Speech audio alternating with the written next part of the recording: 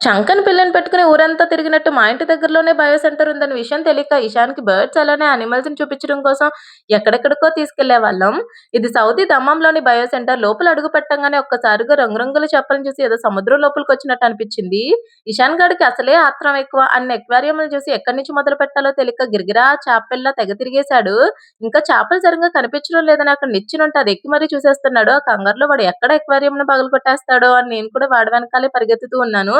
చేపల దగ్గర నుంచి రకరకాల పక్షులు, పాములు, పిల్లులు ఇలా చాలా రకాలున్నాయి. ఇక్కడ చూడండి ఆ పాము కదులుతుందని నన్నెలా కొడుతున్నాడో, మళ్ళా అది టంగ్ చూపిస్తుందని దానిలా చేసి మరీ చూపిస్తున్నాడు. మా వారు ఇక్కడ హ్యాండ్ మీద డైరెక్ట్‌గా పెట్టిచ్చేసుకున్నారు. అదేమో ముక్కుతో కొరికేస్తుందట. "ఇక చాలు తీసేయండి బాబు" అంటున్నారు.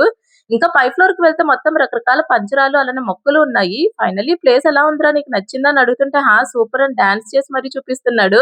ఇంతకీ మీకు ఈ ప్లేస్ ఎలా అనిపించిందో కింద కామెంట్ సెక్షన్‌లో కామెంట్ చేయండి. అలానే వీడియో నచ్చితే లైక్ చేయండి.